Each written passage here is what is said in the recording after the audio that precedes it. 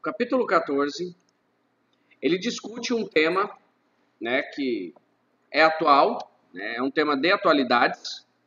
Todo ano a gente tem uma possibilidade dessas temáticas de mudanças climáticas caírem tanto nas provas de geografia quanto na redação, né, em redação de universidades Brasil afora e até do Enem. Aqui nós temos duas fotos da mesma paisagem, né? Só que eu queria que vocês se atentassem que essas fotos elas não foram tiradas na mesma estação, né? Porque cadê a sombra desse a sombra desse aqui está projetada para frente, né? Como ele está na região ártica, e esse aqui, a sombrinha dele não está nem projetada, nem tem sombra, né? Aparentemente, não sei nem para onde a sombra dele está. Então conclui-se que não é da mesma estação. A sombra projetada da montanha, ó, tá vendo? Aqui nós vemos que é uma cobertura de gelo muito maior e aqui muito menor. Aqui a gente só vê gelo, ó. Aqui a gente vê que o gelo recuou bastante, né? Isso aqui é na Groenlândia, eu acho. Deixa eu dar um zoom aqui. Geleira glaciar Greenelt em Montana. Não, é Montana, Estados Unidos. Na Groenlândia não, Montana nos Estados Unidos. Tá? Então mostrando o recuo do gelo. Então, o que seria o responsável por esse recuo? Segundo, né, o IPCC, o painel intergovernamental para meio ambiente e mudança climática, um órgão da ONU, o que seria o responsável por essa diminuição na camada de gelo? Um processo chamado aquecimento global, né? Que é um efeito estufa, só que amplificado pelo ser humano. Como o homem consome cada vez mais petróleo, cada vez mais combustíveis fósseis, desmata, né? Gera cada vez impactos mais expressivos no meio ambiente, estaria havendo esse derretimento de calotas polares. Ok? Então, o que é? Olha lá, o que é o aquecimento global? Aquecimento global é quando nós alteramos a temperatura do planeta. Como? Lançando gases do efeito estufa. Se nós colocamos mais desses gases na atmosfera, a radiação solar ela entra... Gases? Deu para ouvir esse gases? Ai, Jesus, é o Robson aqui que veio aqui na porta e deu um berro aqui. Quanto mais desses gases nós lançamos, mais difícil fica do gás retornar, da temperatura, né? Retornar para o espaço. Então aí elevaria o nosso efeito estufa. Consecutivamente a gente chama isso de aquecimento global, tá? Mas não só isso. Esse problema aqui a gente já falou também em sala, né? Ó, a temperatura média da Terra varia naturalmente em ciclos de longos períodos de glaciação e interglaciação, determinados e influenciados por uma série de fatores. Há quem afirme que o aquecimento global decorre da degradação da camada de ozônio. Porém, ambos são fenômenos com causas e consequências distintas. Os buracos de ozônio, né, na camada de ozônio, a falta de ozônio em algumas partes da atmosfera, estão associados principalmente ao uso do clorofluorcarbono, um gás industrial criado na década de 20 que reage destruindo o ozônio. Vamos separar os dois aqui. Uma coisa é camada de ozônio, outra coisa é aquecimento global. Tá? O aquecimento global é um processo separado do buraco na camada de ozônio, porque o buraco é causado por gases, lá os gases clorofluorcarbonos, que era usado em motor de refrigeração, lembra disso? Tá? Aí, ele continua aqui, ó. No século XX, a temperatura do planeta aumentou meio grau Celsius, né, indicando índice, deixa eu dar um zoom aqui que eu tô meio cegueta, índice acima do ciclo natural. Há estudos que indicam um aquecimento de mais de meio grau apenas nos 15 primeiros anos do século XXI, o que é ainda mais alarmante. Atualmente, a temperatura média terrestre está em torno de 17 graus Celsius. É a temperatura média de 17 graus Celsius. tá? Tem lugar que tem 0, tem lugar que tem 40, tem lugar que tem menos 40, tem lugar que tem 5. Então, na média, 17 graus Celsius. O que acontece? O nosso planeta, segundo os indicadores, né, nós estamos vivenciando uma década muito quente. Uma década muito mais quente do que o normal. O que levou o século XX inteiro para se aquecer, a gente conseguiu elevar esse meio grau Celsius já nos 15 primeiros anos. Há quem defenda que isso é de cunho humano, né, antrópico. Nós estaríamos causando essa elevação na temperatura média. E há quem diga que seja de cunho natural, né? Seriam ciclos solares, por exemplo. Os russos, boa parte da comunidade científica russa, ela acredita que nós vamos vivenciar um novo mini glacial, né? Uma mini era glacial, como a gente já viu em outros momentos, né? Antes da era glacial, não vai pensar que vai virar a era do gelo aqui não, tá? E vai ter mamute no meio das ruas aí, não é isso. A temperatura média do planeta vai abaixar substancialmente, né? E o que causaria isso são fatores naturais, não fatores antrópicos. Se a gente voltar lá nos anos 60, 70, havia um medo enorme de uma nova era glacial no planeta.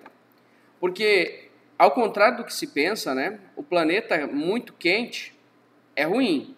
Só que, quanto mais quente ficar o planeta, mais água evapora, mais chuva vai ter, mais água disponível.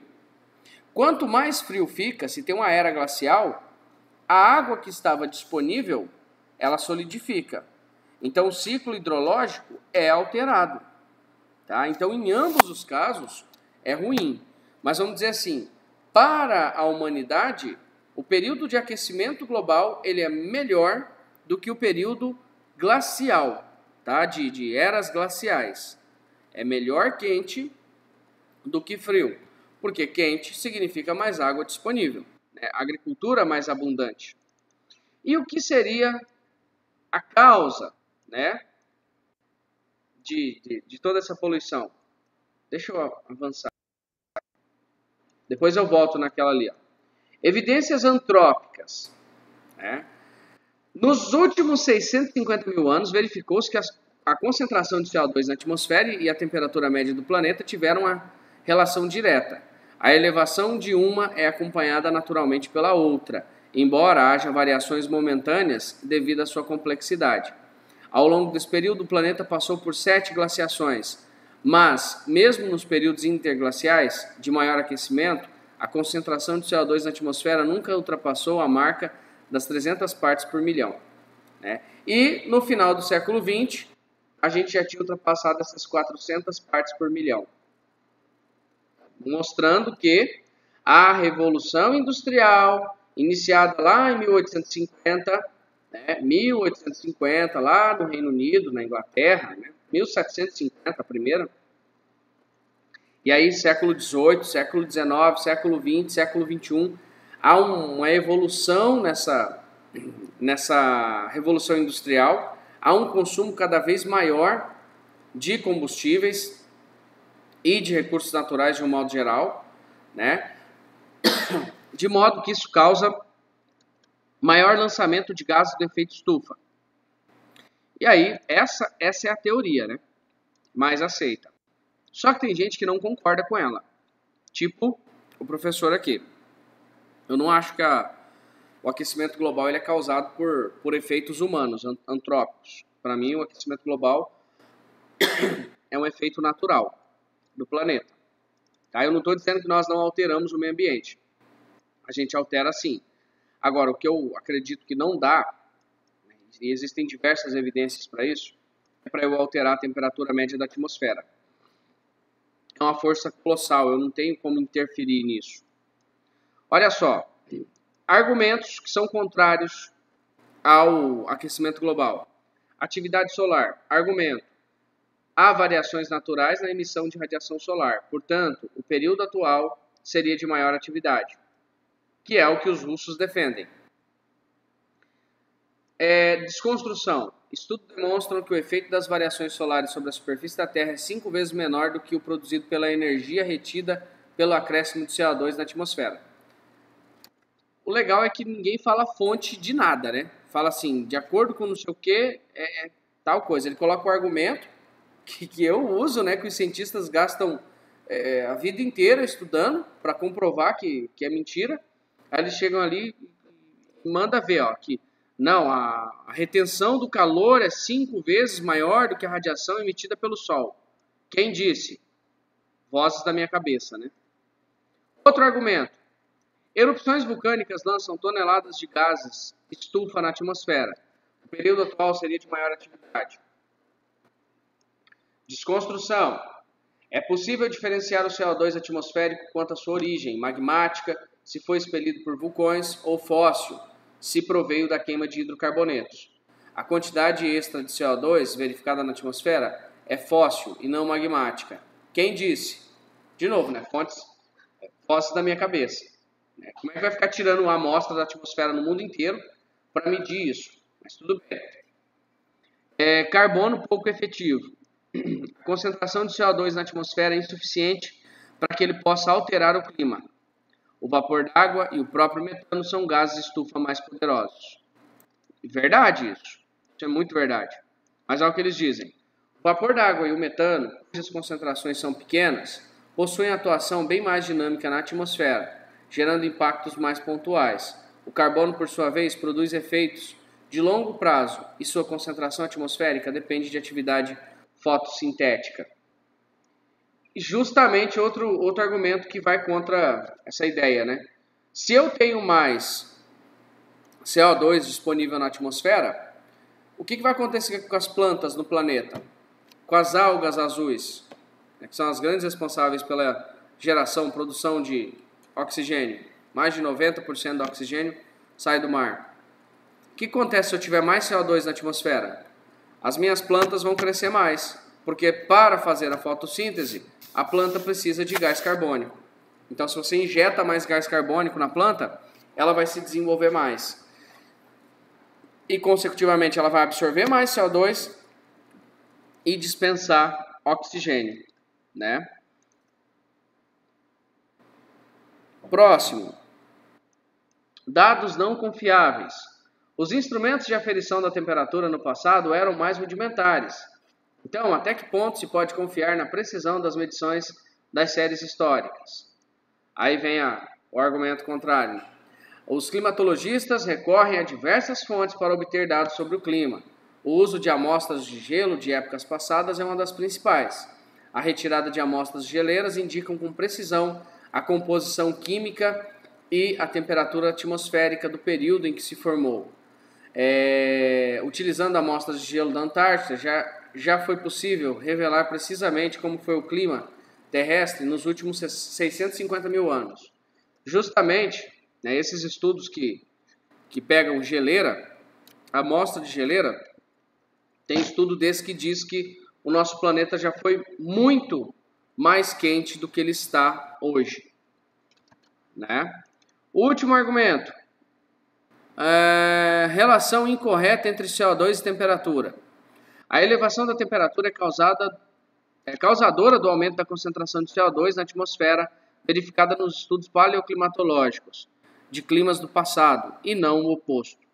Então, a temperatura eleva e aí causa aumento do CO2.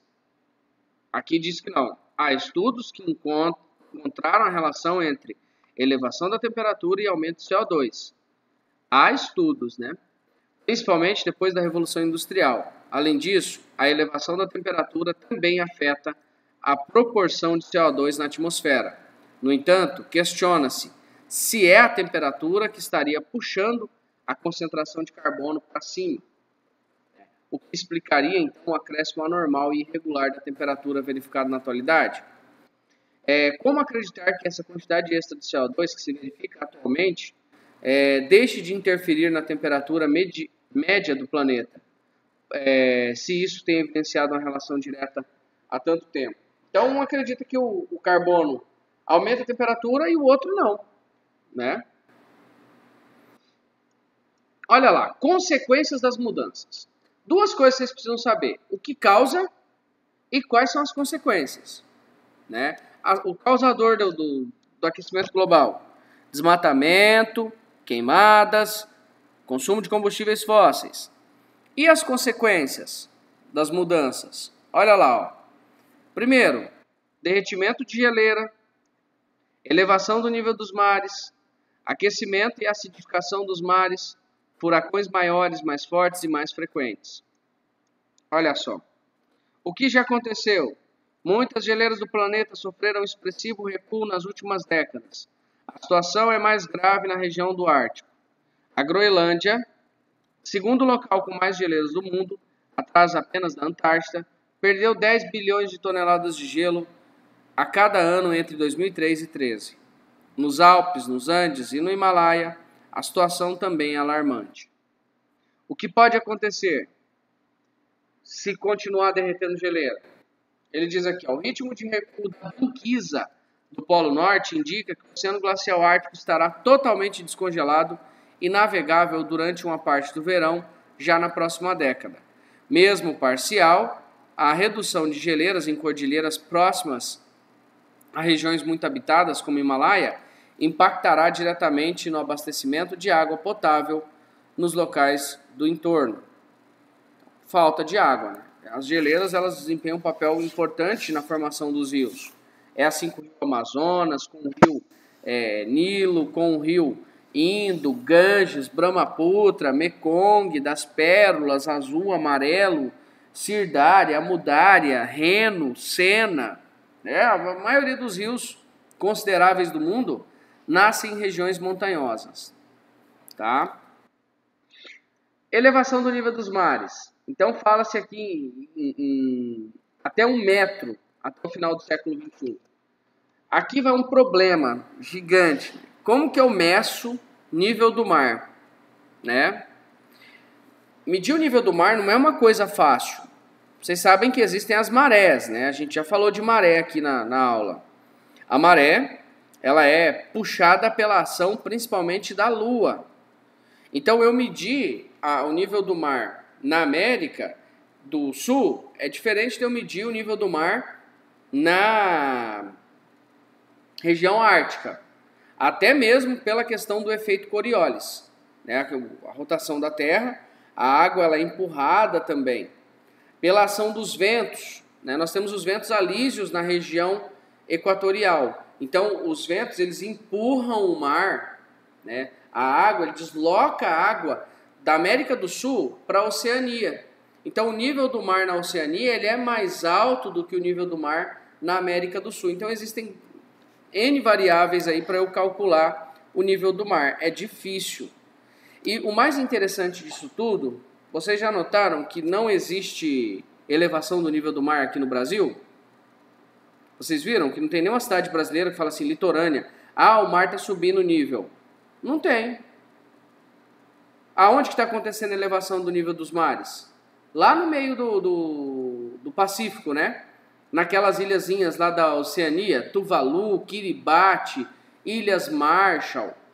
Aí, eu fico me perguntando, será que é o nível do mar que está subindo? Ou é o processo de subsidência, a placa tectônica que está sendo rebaixada? Porque tem uns 3 anos atrás, 4 anos atrás, descobriram um continente extinto, que é o continente Zelândia. A Nova Zelândia ela seria só a pontinha desse continente que está acima do nível do mar. Então, justamente lá na Oceania, no Círculo de Fogo do Pacífico. Então, ali nessa região do planeta, é onde nós temos elevação do nível do mar. Nos outros lugares não está elevando. Você ouve falar de elevação do nível do mar na América do Norte, na Europa, no continente africano, elevação do nível do mar no Japão, a não ser quando tem tsunami, né? A gente não ouve falar disso. Então, o que eu particularmente concluo? Que medir nível do mar, falar que o mar está se elevando, né, usando Kiribati, Tuvalu como exemplo, é inconclusivo. Se estivesse sendo, né, homogênea essa elevação, aí daria para levar um pouco mais a sério. Mas enfim, saibam que a elevação do nível do mar é uma das consequências do aquecimento global. Acidificação dos mares. Olha só, os oceanos estão 26% mais ácidos na atualidade do que em 1880, devido ao acúmulo de carbono na água. Somente entre 1993 e 2008, 700 metros superiores dos oceanos aqueceram em média 0,16 graus, atribuindo também ao gás carbônico. Furacões maiores, mais fortes e frequentes.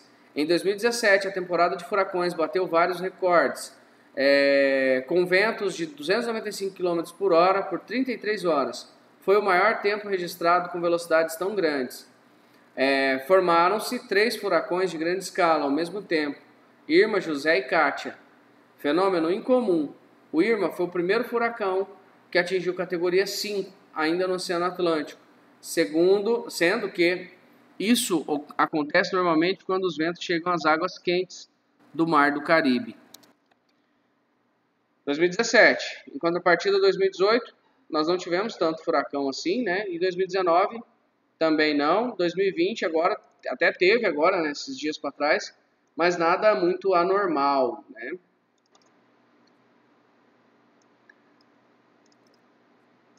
Como é que é? Deixa eu ver. Não. Continua aqui, ó. Furacões. Eu não vou ler tudo com vocês, não. Depois, quem tiver interesse, lê, tá? Perda dos corais. Isso aqui é inegável, né? Os oceanos, eles estão sendo devastados. As faunas do oceano, né, estão sendo muito impactadas principalmente pelo lixo, né? Não é nem pelos gases, né? Que os gases não teriam um efeito tão grande assim, mas o lançamento de lixo, né? Não só lixo, mas também petróleo. Vira e mexe a gente ouve falar de uma plataforma de petróleo que explodiu e vazou petróleo no mar. Climas extremos. Então, se eu altero, né, a temperatura da atmosfera, vai ter mudança nos tipos climáticos. Diminuição do albedo e derretimento do permafrost. O que é albedo? É a reflexão da energia de volta para o espaço. Se eu tenho gelo, o gelo é branco, ele reflete mais a energia. Se o gelo acaba, eu vou ter menos energia sendo refletida. Tá? E permafrost é o solo congelado. Ok? Alteração nas correntes marinhas. Pode alterar as correntes marinhas, como a corrente de Humboldt, a corrente de Benguela, a corrente do Golfo, a corrente da Califórnia, a corrente do Brasil. Elas podem mudar de direção, porque as correntes marítimas, segundo a maioria acredita, elas são causadas, são construídas por diferença de pressão dentro do mar. Então, se o mar se aquece mais ou se resfria mais, eu vou ter mudança nessa pressão. Essa leitura complementar, depois você pode ler ele aqui para desenvolver exercício. Até não sei se tem exercício nesse. Cientistas dizem que furacões como Irma são evidência de aquecimento global. Tem 2 atividadezinhas para vocês fazerem depois. De Kyoto a Paris, os desafios para o enfrentamento das mudanças climáticas. O protocolo de Kyoto, nós falamos que ele não deu muito certo, né? E aí veio o Acordo de Paris, lá em 2015. E aqui nós temos, justamente do ano de 2015, os países que mais emitem CO2 no mundo. China e Índia em primeiro lugar. Aí você tem países como Estados Unidos, Canadá, México, Brasil, né, num nível ali também considerável. A Rússia, emitindo ainda mais CO2 do que os Estados Unidos. Aqui está levando em consideração só o CO2, não outros, né, gases do efeito estufa. Tá? Então, ele mostra que o fracasso de Kyoto espelha diversos conflitos de interesse na comunidade internacional. Por que Kyoto deu errado? Porque boa parte dos países desenvolvidos, sob influência dos Estados Unidos, são contrários à fixação de metas obrigatórias e criam entraves para definir seu percentual de participação financeira nos programas mundiais voltados ao desenvolvimento sustentável. Então, quem mais polui tem que pagar mais. E aí você acha que os ricos querem? Os Estados Unidos não querem. Alguns países emergentes, sob influência da China, querem garantir que nenhum acordo ambiental prejudique seu direito ao desenvolvimento e seu ritmo de expansão econômica. A China também não quer que o desenvolvimento sustentável atrapalhe o seu crescimento econômico. Então, antes de meio ambiente, é levado em consideração a questão econômica, né? A verdade é essa. Boa parte dos países periféricos, contando com o apoio de alguns países ricos e emergentes, que apresentam resultados expressivos em suas políticas ambientais, reivindicam transferência de recursos financeiros e tecnologia para a implementação de formas menos impactantes de geração de energia e desenvolvimento. Eles querem a tecnologia. Agora, será que os países ricos querem transferir essa tecnologia gratuitamente? Claro que não, né? Eles querem ganhar dinheiro com isso. Agora, o último que nós tivemos de acordo é esse daqui, ó, o de Paris, lá na COP21, a Conferência sobre o Meio Ambiente de número 21, realizada em 2015 em Paris. Os principais tópicos do acordo são: compromisso de agir para que o aquecimento global no século XXI não ultrapasse a marca de 2 graus Celsius, pois, considerando o aquecimento já ocorrido de meio, nos primeiros 15 anos, não poderia subir mais que 1,5 graus daqui até o final do século. Segundo, as metas de cada país foram voluntárias e apresentadas unilateralmente. Cada país fala o seu padrão, né? As metas de cada país foram voluntárias. Foi reconhecida a necessidade de criação de um fundo monetário, guardar dinheiro, justamente para auxiliar os países mais pobres a produzirem energias limpas, né? Também ficou definida a indenização aos países mais vulneráveis atingidos pelas consequências das mudanças climáticas. Os países que enfrentarem secas muito graves, os pobres, né? Os países da Oceania que estão ficando debaixo do nível do mar, teoricamente também deveriam receber indenização, dinheiro, né? Recomendou-se que os países signatários registrassem e divulgassem com transparência suas atividades para a proteção do clima. No entanto, houve flexibilização nesse tópico em relação aos países em desenvolvimento e emergentes. Então, a responsabilidade maior é dos ricos. Assim como o protocolo de Kyoto, há um dispositivo no Acordo de Paris que só permite que ele entre em vigor se o conjunto de países signatários representar no mínimo 55% das emissões de gases estufa. O detalhe é que os Estados Unidos saiu. O Trump retirou os Estados Unidos do Acordo de Paris.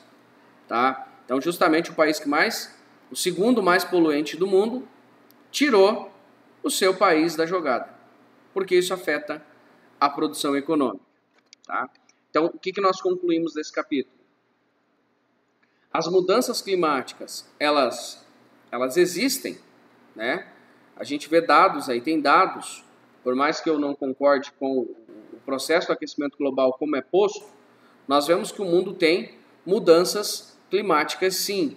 Isso tem afetado as sociedades de formas variadas, né? A produção da agricultura, da pecuária, né? A nossa produção energética, né? Só que o que nós vimos aqui é que há um grande entrave, é uma continuação do capítulo 13 do debate ecopolítico.